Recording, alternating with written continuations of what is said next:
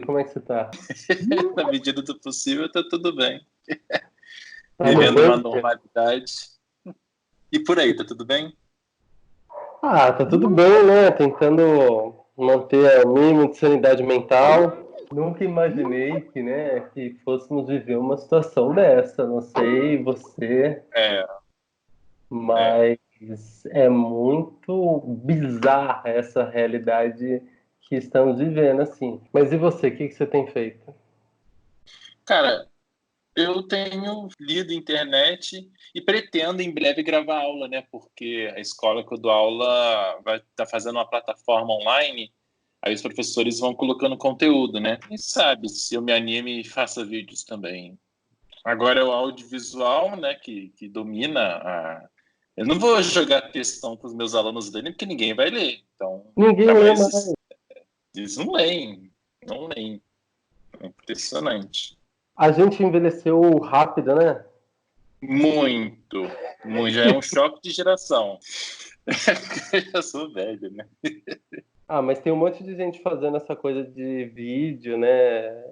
É meio que Interessante. compartilhar o momento da quarentena, né? É, exatamente. Tipo, o que eu tava lendo da Preciato é que ela fala desse consumo digital, né? Ela faz uma coisa assim meio de falar da relação dela com a ex, da relação dele com a ex, né? Que é Paul Preciato. É. E ele vai falar das assim, as coisas que você não disse antes da pandemia, você não vai dizer. Aquela pessoa que você queria chamar para sair e não chamou, você não vai chamar. E agora as relações, o consumo digital vai se intensificar, pelo menos nesse período, mas não se sabe se de fato daqui para frente, né? Eu fico pensando assim, como que a gente vai começar, o que isso vai mudar nos nossos hábitos, né? Se tiver uma volta da normalidade, né? O que eu acho que não vai ter mais. Muita coisa Não, vai mudar. se chegarmos do outro lado da montanha, né? É. A gente está assim na base ainda, né? Na base. Se isso vai mudar assim também o comportamento nosso afetuoso, as relações de tato, de toque, Sim, de afeto mesmo, né? N aspectos da nossa vida que vão sofrer essa. Eu Não fico sabemos ainda como, pensando, né? Não sabemos mas a ainda. gente fica imaginando assim, de tipo, como já está mudando o nosso comportamento em vários sentidos, né? Já está obrigando a gente a pensar em várias coisas como a gente não pensava antes. E Uhum. eu fiquei pensando assim, será que no futuro, daqui a pouco, se a gente passar por isso, todo mundo vai ser meio gemofóbico? Como que diz isso? É Em relação gemofóbico? a quê? A germes. Ah, vai ser meio o professor, aquele doutor bactéria do Fantástico, né? Exatamente. Lavando Limpa a isso! mão, jogando álcool. Eu não sei, mas, por exemplo, eu acho que muita gente vai ver que, claro, aqueles mais privilegiados vão ver que necessita uma de, por exemplo, fazer reunião presencial em pessoa, em lugares separados de casa, né? Eu acho que pode ser que mude algumas relações de trabalho nesse sentido, que eu não vejo como algo necessariamente positivo, porque a exploração em casa pode ser muito maior do que no ambiente de trabalho. Sim, Inclusive, ela tende a ser maior, porque é 24/7, né? Então, não sei, mas eu acho que pode ter essas mudanças também no mundo do trabalho, de que muita gente vai ver que não tem razão de você sair de casa para resolver algumas questões, né? Pode ser bom, pode ser ruim. Eu acompanhei um certo debate que teve, lendo, né, do texto daquele Agamben italiano, né, do Zizek, o Agamben criticando, né, dizendo que da questão da biopolítica, né, que ela vai se intensificar, né, e do controle digital, e o Zizek sendo otimista, né, achando que isso é um grande soco contra o neoliberalismo, não sei o quê, que vai forjar novas relações de solidariedade. E depois veio o Bill Schwan falando que dizer que está sendo totalmente otimista e que o neoliberalismo não vai acabar nada, só vai se reforçar e tal. Eita. Então, as coisas... E é meio que um termo que a coordenadora da escola disse, que eu acho que cabe lá para o contexto escolar, cabe para o nosso contexto de sociólogos, pessoas que estão pensando, procurando pensar esse contexto, né? Que é a gente está vivendo, está fazendo, né? Não tem nada, a gente não estava ninguém preparado para isso, né? Então, a gente, à medida que vai vivenciando isso, a gente vai fazendo e vamos ver onde a gente vai dar. Eu acho que é esse esforço também dessa galera aí que está pensando, não sabe muito ao certo o que vai ser, o que vai dar, mas é mais cômodo, mais conveniente fazer uma análise pós-facto, né? Algo aconteceu, vamos analisar aquele algo, né? Do que algo está acontecendo e vamos tentar analisar isso agora. É o que você disse também, uma vez para mim. Mas eu acho que, sendo otimista, assim, às vezes eu tento pensar que uma crise desse tamanho podia dar a chance da gente corrigir várias coisas que estão inadequadas, várias coisas que estão desequilibradas e que, em medida de urgência, a gente poderia, de fato, fazer com que elas se encaminhassem, né? Sentido de distribuição de renda, você tentar, de alguma maneira, manter a condição básica de vida da maioria das pessoas, eu acho que passaria por uma coisa de taxar as fortunas, tentar equilibrar o pêndulo do mundo. E o que me deixa angustiado é ver que as piores alternativas é que estão sendo tomadas. As alternativas mais equivocadas é que são tomadas. E aí isso realmente não vai corrigir desequilíbrios históricos, mas esse poderia ser um momento crítico para você corrigir alguns desses desequilíbrios. Então, tipo, uma coisa que já era urgente no mundo era pensar e desenvolver ferramentas de renda básica. Isso é uma coisa que está sendo discutido há mais de uma década. Você pega o Eduardo Suplicy. Eu falei assim, porra, quando a renda básica foi aprovada essa semana no Congresso, ele deve ter chorado. Há anos ele fala sobre isso, todo mundo trata ele como um louco, e a desigualdade social no mundo só aumentou nesses anos. Então, uma medida como essa, ela se mostrava necessária já, ela se mostrava cada vez mais importante. Aí você chega no momento crítico e fala, porra, nós precisamos debater isso, a gente precisa instituir isso. Parece que é uma situação dessa gravidade que parece que está conferindo uma legitimidade, uma discussão mais ampla, né? Mas como essas questões elas estão ganhando um corpo para além da esquerda, né? E isso é interessantíssimo. Não vai ter mais normalidade, porque o mundo agora já está sendo, né? Essa constante insegurança, essa constante instabilidade, e a renda básica tem que ser um pressuposto básico, até redundante, não? Um pressuposto básico para garantir o mínimo de segurança nesse século XXI louco que muitas coisas vão acontecer, estão acontecendo, e para garantir o mínimo de sobrevivência, o mínimo de segurança, né? Não, assim, você já tinha uma situação de concentração de renda que era crítica no mundo nesses últimos tempos. Você tem um capitalismo que tem sido cada vez mais tóxico, porque ele não funciona do jeito que os liberais, a teoria liberal, pensou que o capitalismo fosse funcionar. Você tem empresas que elas são assim, como se fossem vírus para alguns setores mesmo. A Amazon é uma dessas empresas, porque ela é uma gigante, ela tem esse formato de polvo que ela vai estendendo os braços sobre os setores. Ela não realiza lucro nas operações dela, mas ela consegue falir todas as concorrentes. Então ela vai ganhando monopólio. Exatamente o que aconteceu, não só no Brasil, com o setor de distribuição e venda de livros. Várias livrarias fecharam porque não conseguiam competir com os preços da Amazon. E a Amazon conseguia manter esses preços mesmo sem ter lucro. Aham. Isso já era um capitalismo tóxico, porque Uhum. não gera trabalho, não gera distribuição de renda, muito pelo contrário, gera concentração de renda e empobrecimento. Uhum. Demissões, empresas que falem, empresas nacionais que falem, famílias de empresários que perdem seus negócios. E aí, essa situação, ela coloca um cenário que é preocupante, que eu já li em reportagem e tal, indicando que a concentração de renda vai ser ainda mais intensa no pós-crise. Porque só quem vai sobreviver são os multimilionários mesmo. Já são as grandes corporações, já são os Uhum. empresários. A preocupação econômica toda é com o médio e pequeno empresário, não é com o grande empresário. Aham.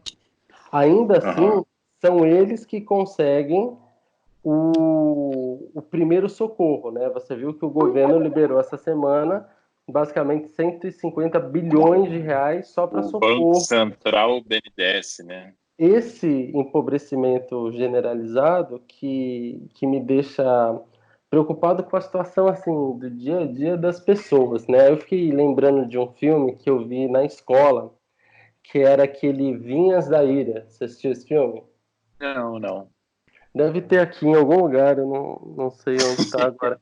Que é um filme é um filme pós-depressão, pós-crise Aham. de 28, que mostra, né, essa situação de falência sistêmica e a população, a massa de população passando fome, tendo que fazer aquelas migrações, né, tendo que, enfim, tendo que se virar de algum jeito, né?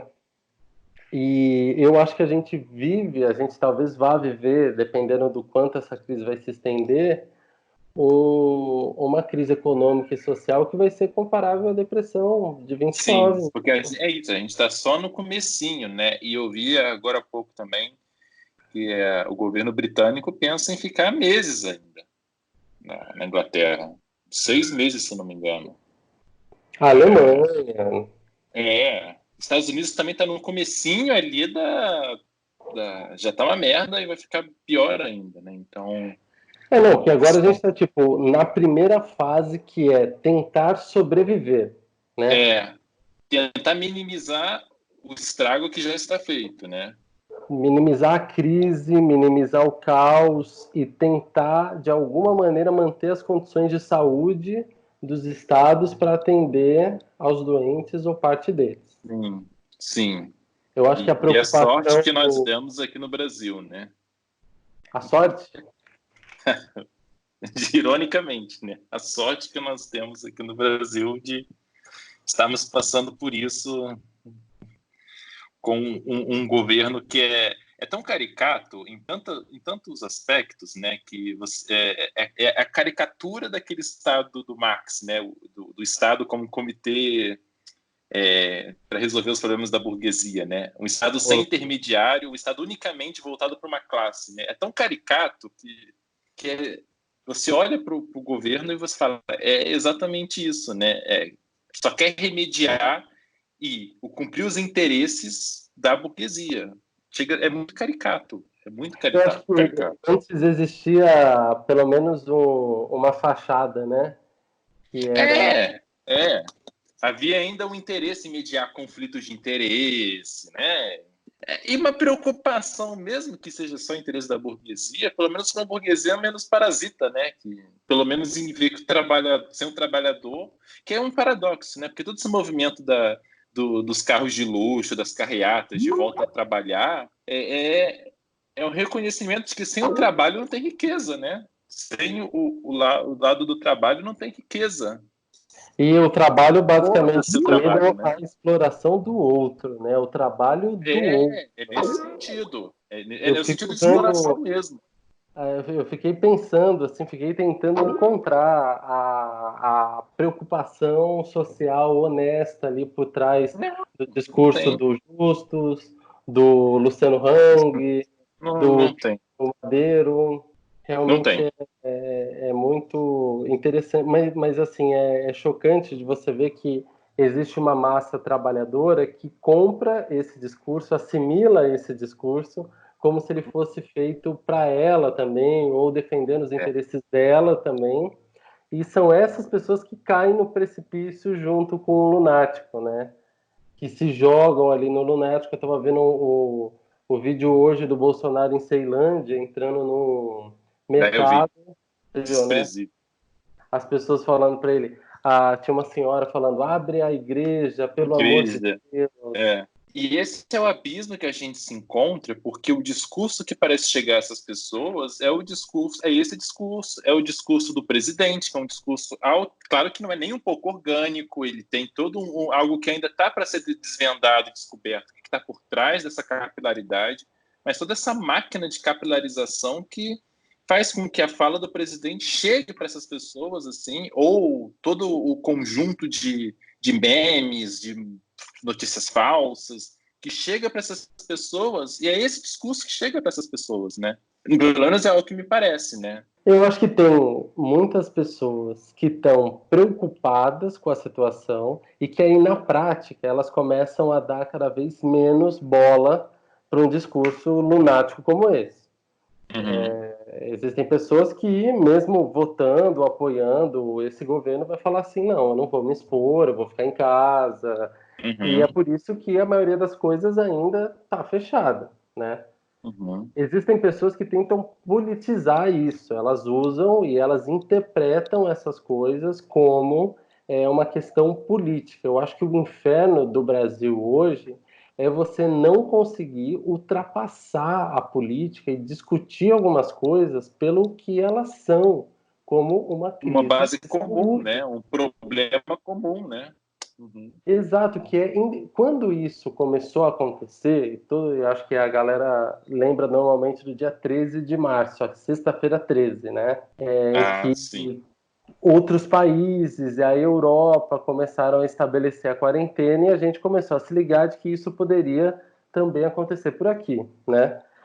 Eu pensei que uma crise desse tamanho, uma crise tão inédita assim na história recente, a gente fosse conseguir enfrentar colocando de lado um pouco essa baboseira ideológica. Eu acho que poderia ser, lá atrás, eu achava que pudesse ser um caminho que a gente fosse ultrapassar essa baboseira ideológica que o Brasil estava preso desde as eleições, desde o impeachment da Dilma, para enfrentar uma coisa que era muito mais grave, muito mais séria, que era uma crise de saúde e, consequentemente, uma crise econômica global.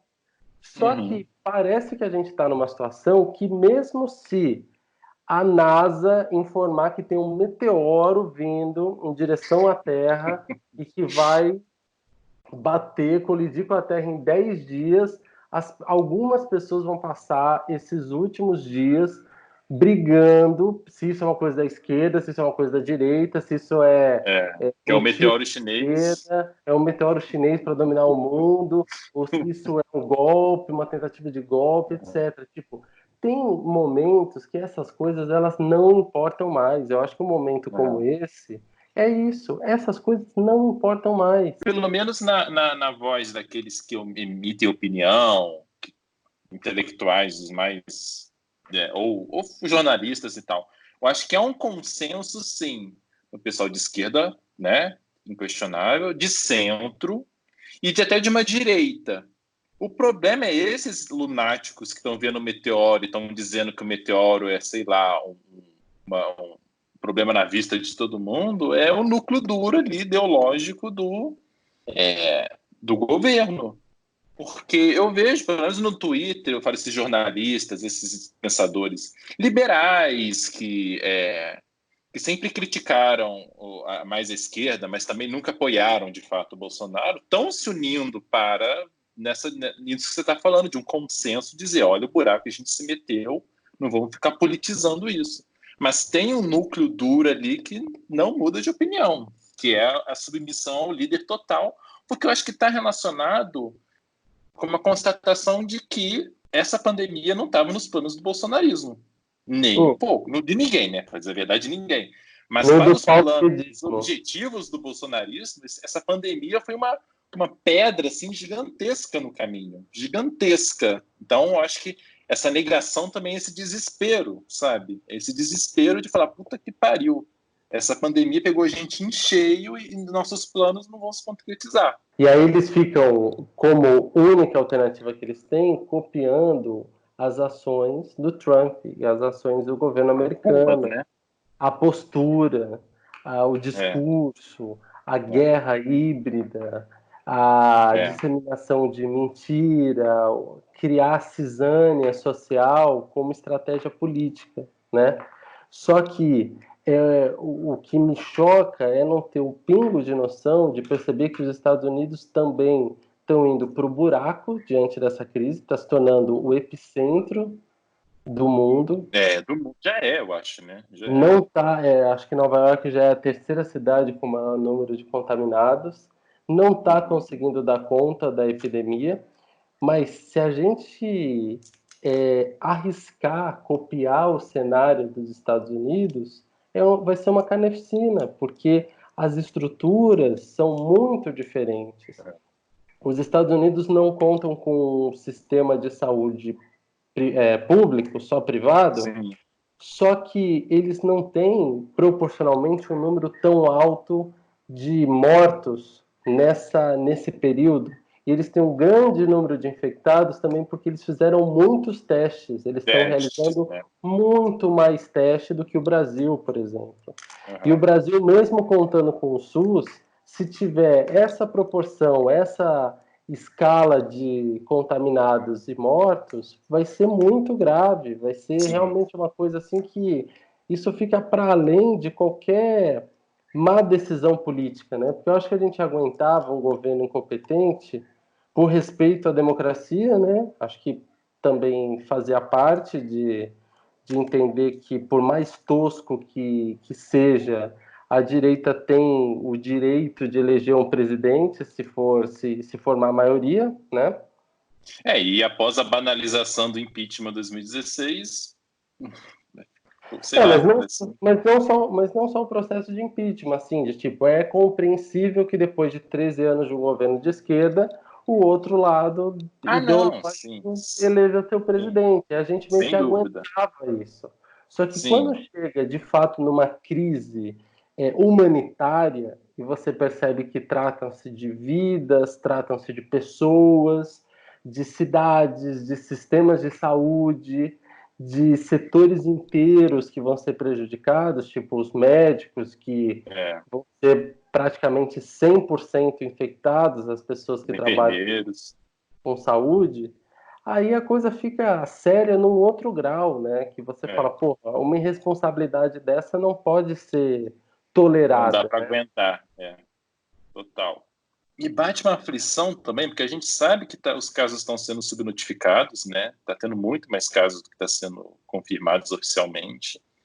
E cadê os testes em massa? Cadê Por que os hospitais... Sabe, isso me dá uma angústia, porque eu sei que é muito mais grave do que as estatísticas oficiais estão, os casos oficiais estão sendo revelados, e me dá uma angústia saber o que falta, sabe? O que falta para que haja os testes em massa, que os Não, mas corpos sejam de esse fato... tipo de coisa que eu consigo entender com aquilo que você falou lá atrás de ninguém estava preparado para essa crise. Então, assim, testes em larga escala, a gente sabe que quase nenhum governo tem, porque Uhum, são tecnologias, né, que não estavam preparadas nessa escala uhum, para atender uma pandemia desse tamanho. Então, assim, isso eu até entendo, até os casos de subnotificação. Porque se você tem um uhum. sistema nacional, num país do tamanho do Brasil, deve ser muito difícil você articular todas as linhas de notificação para o Ministério, sei lá, para o Ministério da Saúde ter esses dados Aham, centralizados. Então, aham. isso eu entendo que seja difícil, entendeu? Agora, uma coisa que é inadmissível é você ver uma falta de estratégia e de conhecimento básico do que é ser governo por parte dessas pessoas que estão no governo, Aham. que não estão nem realinhando o setor produtivo para fazer produção em massa Produzir, de né? respiradores, É. de Álcool em álcool gel, os gel, de equipamentos, né? máscaras, porque isso já aconteceu em outros países do mundo. Alguns outros países já realinharam o sistema industrial, e isso é uma alternativa econômica de É, você recuperar a economia no longo é, prazo. exato. Você não destrói o setor É. industrial. Você está produzindo, está vendendo e a economia continua circulando, né? Exatamente, eu acho que até foi a GM nos Estados Unidos que o Trump assinou lá uma autorização ou um decreto pedindo a reconversão tecnológica para que uma das fábricas da GM produzisse lá respiradores e coisas assim. Aham, E às vezes eu vejo, ouvindo Café da Manhã, Foro de Teresina, ou lendo algum lugar assim ou no YouTube de jornalistas, falando muito dessa coisa de que o Brasil não tem tecnologia ou não tem indústria de tal coisa da área de saúde. Então, assim, o Brasil não produz isso. Só que existem centenas de iniciativas de pequenos empreendedores do ramo da tecnologia que têm modelos desses equipamentos. Eu sei aham, porque eu faço parte do grupo do laboratório lá do Hackeando Marte, do Museu da aham, Manhã, e o pessoal é ligado em produção, em impressora 3D, em indústria 2.0, né? Nessas novas aham. coisas do sistema produtivo. E eles mandam lá, tem no hub tal uma pessoa que está testando a impressão de respiradores em Aham. impressora 3D. Se você tivesse pessoas com mínimo de visão no Ministério da Economia, no governo federal, Um essas pessoas financiamento, né? é porque você tem uma coisa, por exemplo, chamada SEBRAE, o Sistema Aham, S, aham. que foi uma coisa que até esse momento o Bolsonaro quis destruir. Ele falou isso É, em campanha. Mas o uhum, Sebrae, ele congrega uma rede de microempreendedores que produzem, que fazem produções industriais em pequena escala e que poderiam estar ajudando nesse momento. uhum, uhum. Isso seria parte de medidas econômicas que iam ajudar muito a gente lá na frente, depois que isso Aham. passasse. Entendeu? Mas Sim. por isso que eu acho que até que não existe tanto planejamento ou não é maquiavélico a postura do presidente, do governo dele. Eu acho que é, de fato, ignorante. São pessoas que não sabem o que poderiam estar fazendo ali, porque elas não têm conhecimento das ferramentas do É, Estado eu e não acho que também é funciona. a questão de que não querem governar. Não querem governar. Tem um cara que eu gosto muito, para mim, um dos principais analistas políticos, né, hoje em dia, que é o Marcos Nobre. E ele define o Bolsonaro como um parasita político. É aquele cara que todo o sistema, entre aspas, é Congresso, é política, né? E as últimas conquistas, que nem é do governo, mas, por exemplo, a reforma da Previdência, enfim, mas tudo aquilo que o governo queria, grande parte, por exemplo, a reforma da Previdência, foi por causa do Congresso, mas quem leva a fama depois, é o governo. Então é como se o governo fosse um parasita do sistema, né? Ele Sim. demoniza o sistema, as coisas quando dão certo, quem tira a fama disso é o governo. Por que eu estou falando isso? Porque eu acho que o governo nunca quis, nunca governou de fato e não tem interesse em governar. Então é essa ignorância, essa coisa de, sabe, eu não quero me responsabilizar, sabe, por essa merda, por isso que é uma pedra no caminho do bolsonarismo, sabe? Eu nunca governei, de fato, eu Não sempre criei sei. espantalhos, inimigos, né? Isso é culpa do PT, 14 anos de educação, 14 anos de não sei o quê, vai demorar muito para a gente consertar isso. Isso porque foram décadas de destruição, ou seja, nunca se responsabilizaram, né? Sempre culpabilizaram os outros. Então nunca governou, de fato. É só essa terceirização dos problemas. E chega nesse momento que precisa de um governo, que precisa de um líder, não sai, porque nunca fez isso, né? E não querem a responsabilidade agora. E ainda mais essa responsabilidade, né? Então, é esse dilema hoje, né? Como lidar com isso, né? Isolar esse núcleo mais lunático, irresponsável, mas como isolar também, né? Então, é esse dilema.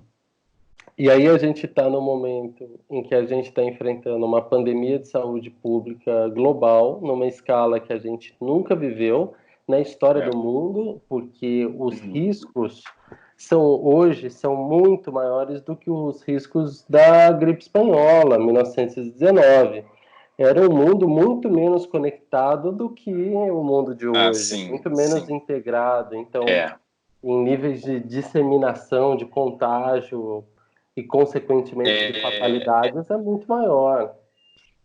E Falando aí a gente passa por um desafio desse gigante, inédito, só que, ao Sim. invés de estar debatendo sobre isso, que já é preocupação suficiente, a gente se estressa, a gente fica doente, com o psicológico abalado por causa do governo do nosso país.